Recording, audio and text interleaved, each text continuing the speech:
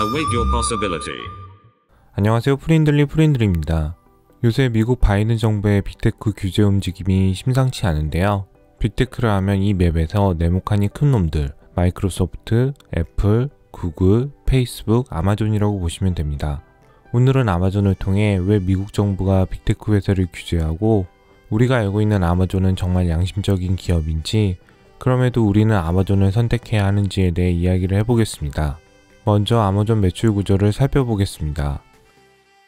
구글에서 마켓비트를 입력하고요. 이놈을 클릭, 검색창에서 아마존 티커를 입력, 이놈을 클릭. 이젠 다 아시죠? 여기서 파이낸셜스를 클릭, 퍼센트를 클릭.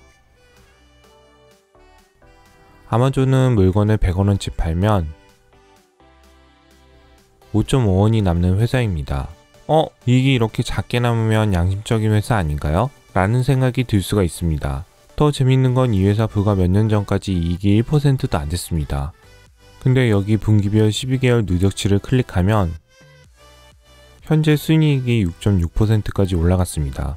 아마 아마존 클라우드가 어마어마하게 성장해서 이익이 증가했다고 생각하는 분이 계실 것 같아서 아마존 전체 매출 구조를 보여드리면 온라인 판매가 50%, 서드파트가 20%고 클라우드 매출은 늘었지만 전체 포션은 오히려 줄었습니다. 11.6%.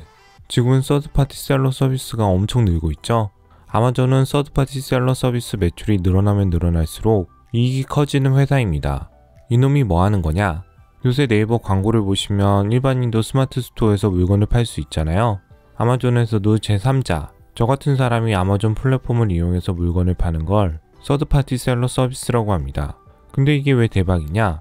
저 같은 사람이 아마존에서 이런 물건을 팔잖아요? 그럼 아마존에 수수료를 20% 이상 줘야 합니다. 아마존이 제공한 건 클라우드 플랫폼으로 물건을 팔 수 있게 해준 것밖에 없는데 제가 판 물건 값의 20% 이상을 가져갑니다. 저번에 마스터카드가 봉이 김선달이라고 했는데요. 마스터카드는 아마존에 비하면 천사입니다. 카드 수수료를 내면 얼마나 내겠어요. 근데 아마존은 물건 하나 팔릴 때마다 20%를 띄어갑니다.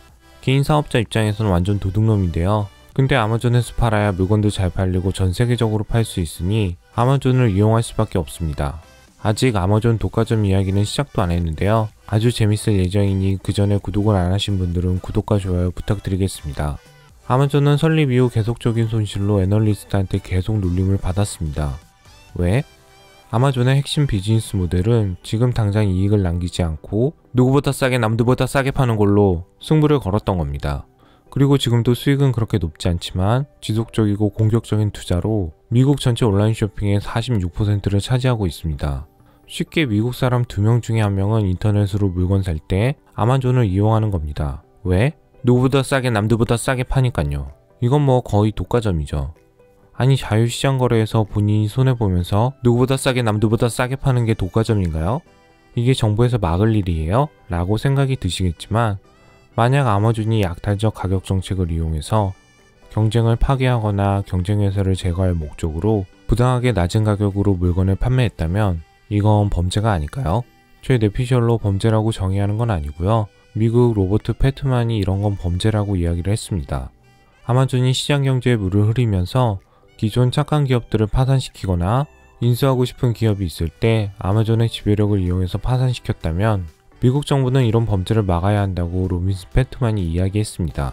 학교에서 싸움 잘하는 애가 지 맘에 안 든다고 힘없는 애들 돈을 뺏고 때리면 멈춰 운동보다는 학교 선생이 나서서 중재를 해야 된다고 생각을 합니다. 물론 아마존은 온라인 시장 지배력을 확립하기 위해 21년 동안 거의 이익 없이 손실이 많았습니다. 그럼 그동안 손해본 건 아무 말 안 하다가 이제 이익이 나기 시작하니 제재를 가하는 건 양아치 아냐? 라고 생각하는 분도 있을 겁니다. 근데 아마존이 그동안 정말 손해를 보면서 장사를 했을까요? 뭐 여전히 아마존은 지금도 이익보다 규모를 성장시키는 것에 집중을 하고 있긴 합니다. 그 예로 최근 아마존 프라임이라는 멤버십 프로그램을 공격적으로 런칭을 했죠. 이거 실제 가치는 거의 1,500달러가 넘는 혜택인데요. 79달러에 런칭해서 시장에서 확고한 우위를 차지합니다. 당일 배송, 2일 무제한 배송, 전자책 대여, 음악 스트리밍 등등이요. 우리나라에서는 쿠팡이 잘하니 단일 배송이 당연한 것처럼 보이지만 땅덩어리가 넓은 미국에서는 어마어마한 서비스입니다. 실제로 아마존 이용 고객의 47%가 이 프라임 멤버십에 가입을 했고요. 멤버십 요금을 $99로 인상했는데도 95%는 계속 사용할 거라고 답변을 했습니다. 여기서도 아마존은 이익보다 기업 성장에 대폭 투자해서 시장 지배력을 더욱 강화한 겁니다. 근데 이게 왜 나빠? 라고 물어보시면 이렇게 아마존 온라인 시장 지배가 강화되면 아마존 경쟁 업체들은 아마존 배달 서비스나 아마존 클라우드를 사용하지 않고서는 경쟁이 안 되는 겁니다. 그럼 어느 순간 아마존 경쟁 업체가 아마존을 의존하게 되는 역설적인 상황이 되는 겁니다. 그럼 결국에 아마존이 다 먹는 겁니다. 여기서 더 심각한 건 아마존 경쟁 업체가 아마존 클라우드를 사용하면 아마존 클라우드에 올라가 있는 AI가 경쟁 업체의 정보를 다 분석하고 수집합니다. 이런 게임 셋입니다. 앞으로 어떻게 될까요? 경쟁 업체 정보로 아마존은 더 강점을 얻고 지배력은 더 커지고 결국에는 모든 경쟁 업체는 사라지게 될 겁니다. 이런 무서운 시나리오를 제가 예상한 건 아니고요. 아마존 반독점 논문에서 나오는 내용입니다. 여러분 킨들이라고 들어보셨나요? 아마존 전자책 단말기인데요. 이게 2007년 처음 나왔을 때 제조 원가보다 낮게 팔았습니다. 보통 다른 회사 전자책이 $12에서 $30했는데요. 아마존 킨들을 $9.99에 팔았습니다. 이렇게 손해를 보고 파니 어떤 기업도 이길 수가 없죠. 심지어 킨들에 제공하는 신작과 베스트셀러를 대폭 할인합니다. 킨들도 다른 기기보다 싼데 거기에 들어가는 컨텐츠까지 더 싸게 판 겁니다. 그럼 이런 킨들을 사용하지 않는 게 더 이상한 거죠. 이렇게 아마존이 전자책 시장 90%를 점유하는데요. 근데 상식적으로 이렇게 손해보고 팔면 아무리 아마존이 시장을 지배해도 팔면 팔수록 손해인데 망하지 않을까요? 재밌는 건 아마존은 이런 할인 정책으로 판매를 했음에도 지속적으로 흑자를 냈습니다. 아마존은 덜 유명하거나 알려지지 않은 이북과 실문 도서의 가격을 인상해서 손실을 만회한 겁니다. 그리고 전자책 시장 지배력이 강화되면 될수록 아마존 플랫폼에 의존해 이북과 실문 도서를 판매하는 출판사한테 더 높은 수수료를 부과해서 더 많은 흑자를 냈습니다. 근데 유명하지 않은 도서나 실문 도서가 아마존이 다른 데보다 비싸게 팔면 누가 아마존에서 책을 구입해요? 라고 합리적인 의심이 드시잖아요. 역시 똑똑하십니다. 미국에도 이런 똑똑한 분이 많기 때문에 그 당시 아마존은 하루에 가격을 250만 번 이상 바꾸면서 가격 변동성을 측정하기 힘들게 만들었습니다. 여기서 진짜 무서운 건 여러분이 아마존 사이트에 접속하잖아요. 그 순간 여러분이 그동안 돌아다녔던 웹 정보를 이용해서 아마존 AI가 여러분의 개인화 데이터를 만듭니다. 보통 쿠키 데이터를 이용하는데요. 이게 있으면 여러분의 성별, 나이, 취향을 정확하게 찝어내고요. 그리고 아마존 사이트에 들어와서 어떤 행동을 할지 다 예측을 합니다. 그런 아마존 AI가 이런 수백만 명의 개인화 데이터를 이용해서 사람마다 가격을 다르게 보여주는 거고요. 예를 들어서 여기저기 사이트를 비교해서 의심이 많은 애들한테는 싸게 가격을 책정하고 그냥 생각 없이 바로 구매하는 애들한테는 비싸게 가격을 책정하는 아마존 가격 차별 전략을 구사하는 겁니다. 아마존 클라우드 AI를 이용해서 이런 무서운 짓을 하는 겁니다. 이것도 거짓말 같지만 역시 미국 논문에 나온 팩트입니다. 아직 무서운 게 더 많이 남았는데요. 아마존이 끔찍하게 무서운 건 원하는 건 다 뺏는 놈이기 때문입니다. 아마존이 유아용품 진출을 위해 시장을 조사해보니 전 세계에서 가장 빠르게 성장하던 쿼드시라는 회사가 있었습니다. 아마존이 처음에는 쿼드시에게 신사적으로 우리 밑으로 들어올래? 라고 제안을 했는데 쿼드시가 거부하자 아마존에서 파는 기저귀 유아용품을 최대 30%까지 인하해서 판매를 합니다. 그리고 예상하신 대로 쿼드시는 망하고요. 망한 쿼드시를 아마존이 바로 인수한 다음에 그동안 유아용품 가격 인하해서 손해봤던 걸 쿼드시 제품 가격을 올려서 비용을 회수합니다. 아마존은 절대 손해보는 일을 안 합니다. 대단한 회사죠? 이제 아마존이 어떻게 보이시나요? 미국 정부의 빅테크 회사의 반독점 제재가 부당해 보이시나요?